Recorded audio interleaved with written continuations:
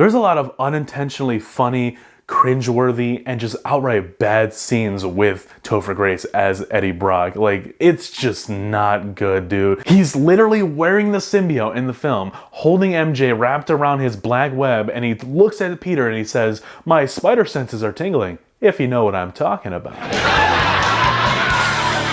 Dude, that's exactly what Eric Foreman would say, but you're Eddie Brock.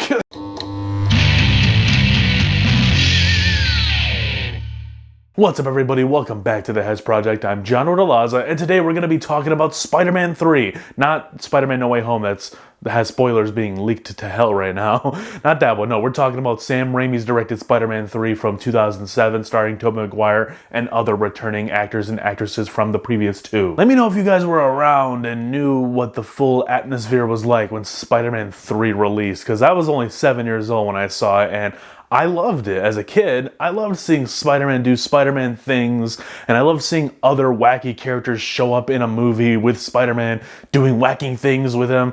That's what I liked as a kid, so it was hard for me to see it for what it really is. But now I'm a little older and more advanced, so we're gonna dive deeper into the film and talk about things that worked, didn't work, and absolutely did not work. The third film picks up more or less about a year or so after the events of the second film. Peter's now attending college at a regular schedule. He's got his life balanced finally. He's dating Mary Jane. He's not in that rut that we saw him in over and over again in Spider-Man 2. And if you saw my review for it, you should go check that out, by the way. I did reviews for Spider-Man 1 and 2 already, so go check those out. Then come back here. It's really nice character growth to see where Peter came from, where during his teenage years, he was finding out who he was and who he wanted to become in life, and now we're seeing that fruition. It's awesome. I like it. I also mentioned in my Spider-Man 2 review that I loved the growth that we're seeing with Harry Osborn. I loved James Franco's portrayal in this and how he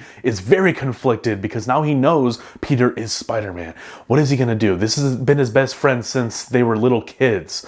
Is he just gonna turn on him? Is he just automatically gonna hate him because he thinks he's responsible for the death of his father, Norman Osborn? I'm a sucker for brotherhood conflict. What can I say? When Harry started to attack Peter and they ended up in this dark alley brawling with each other, I felt the emotion. However, to bring back another point from my other two reviews, I had mentioned that there were scenes in both of those films that were completely created in CGI. Like, none of these characters were real, doing these flips and whatnot.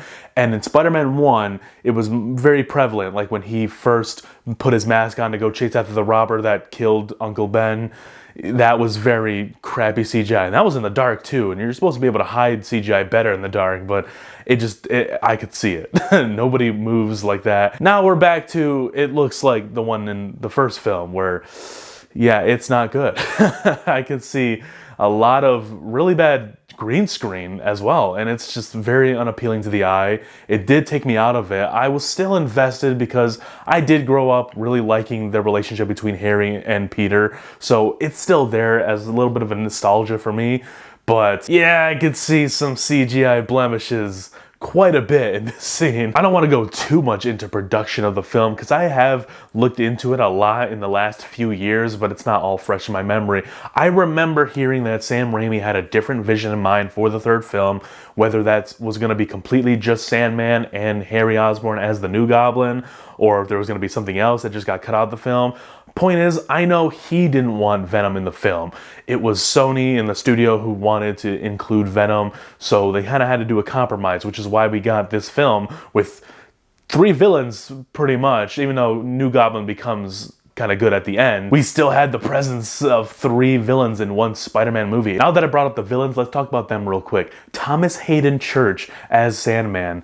Really good. I think just out of performance alone, he's amongst the best out of all of the Sam Raimi villains. He's up there, in my opinion, with Norman Osborn, played by William Dafoe, and Alfred Molina's Doc Ock. He's up there. I think all of them are freaking awesome, and I just love his portrayal in here, dude. He brings the emotion, despite having some scenes cut a little short in my opinion. I feel like they could have elongated his story just a little bit more. And I could totally see the inclusion of Venom is kind of the reason as to why I feel this way about Sandman and how he isn't super fleshed out as much as I would love him to be, because the performance just doesn't match his placement in the plot. I still think the conflict between Sandman and Spider-Man in this film works very well, despite that inclusion of Venom that kind of just pushes Sam into the sidelines for a little bit. I think it still works. There was just a really nice and heartwarming story being told with those two characters, especially at the end where he doesn't defeat him, he doesn't beat his ass until he gives up. No, the Sandman admits defeat. He wants to come clean and tell Peter what happened. And yeah, Peter could have just said, "Oh, you're lying," just like any other superhero probably would have to the villain. It would have been like, "You're lying. I don't believe you. These are lies." No, this is Tobey Maguire's third film. This is Peter's fifth or so year as Spider-Man. He's more experienced. He's more mature. He's able to see whether or not people are being truthful or not. It was just a really good scene between those two and how Sandman just came clean and told him how it happened and Peter forgave him. Oh man, that just sent shivers to my body thinking about it, dude. Like, it was so good. I loved it. And Thomas Hayden Church is so freaking good. And if he's not back in Spider-Man No Way Home, then you guys are not doing your jobs. Going back to Harry Osborn real quick, like I said, I do enjoy the portrayal of James Franco in all three of the films. But if I had to say which one was my favorite film with him in it, it's gotta be any of the other two.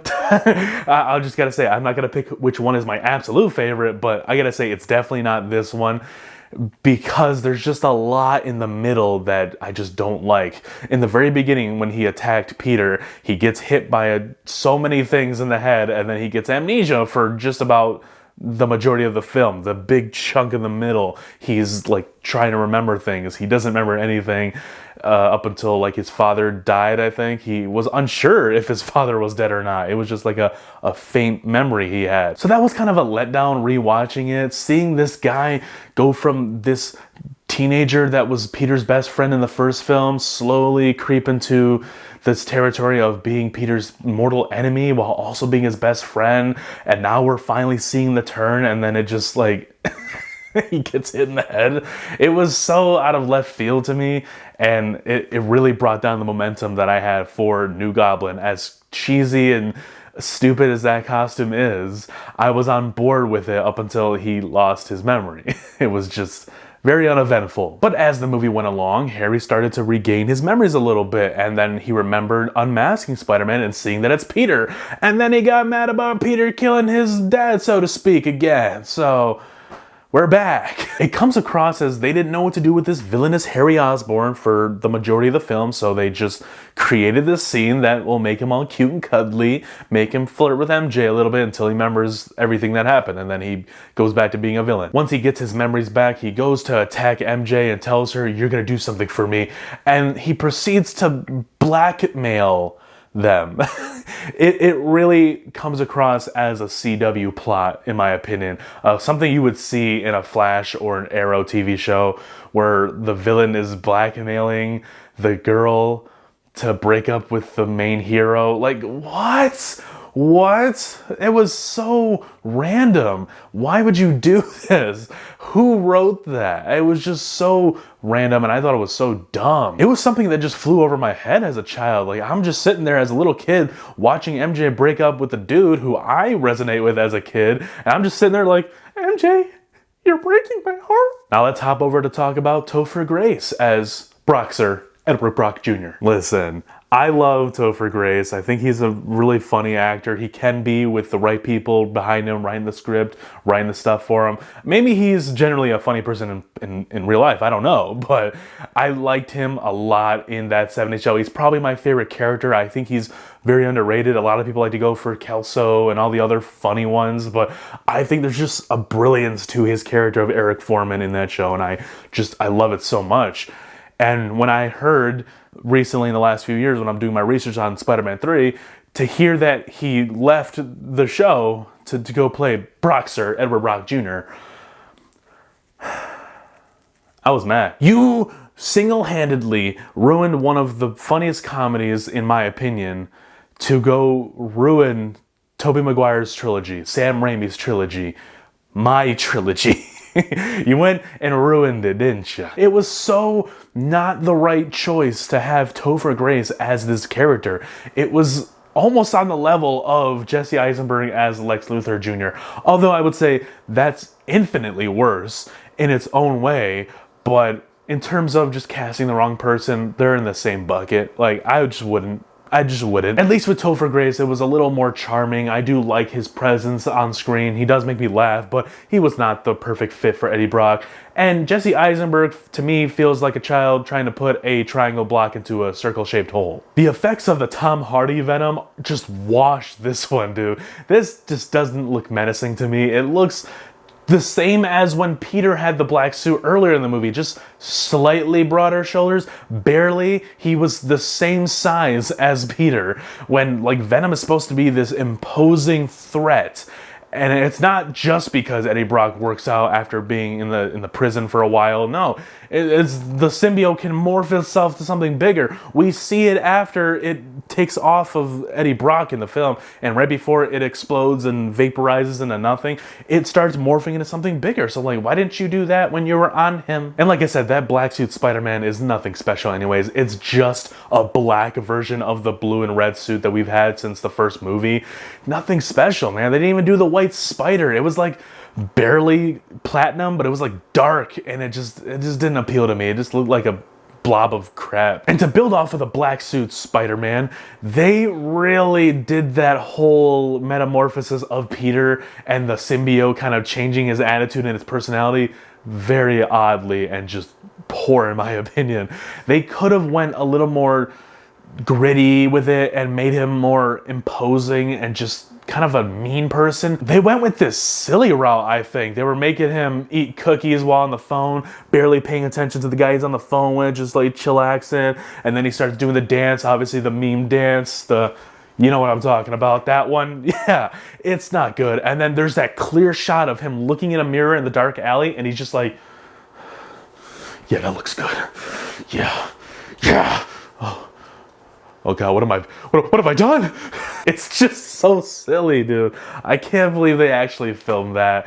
But yeah, there's an appreciation to it. It's kind of tongue-in-cheek. I can laugh at it without fully hating it. I do think it's bad, but there is some enjoyment to be had with it. That's why Spider-Man 3 is a bit of a gem, honestly. I will say there's a lot of funny moments, and maybe unintentionally funny moments in this film that I think worked, and the meme culture that really popularized the prequel trilogy of Star Wars in the last 5 or so years, it's done the same thing for Spider-Man 3, I think. It's really just brought it to another level of appreciation in my eyes. I don't think Spider-Man 3 is a terrible film. It is a blunder in the trilogy, but there is nostalgia. There is a lot of good things about this film still. It does still carry that weight of the first 2 Sam Raimi films. It's not like this out of left field movie. No, it's still directed by Sam Raimi. It still has that feel and vibe of a Sam Raimi film, and that's what makes me not hate it.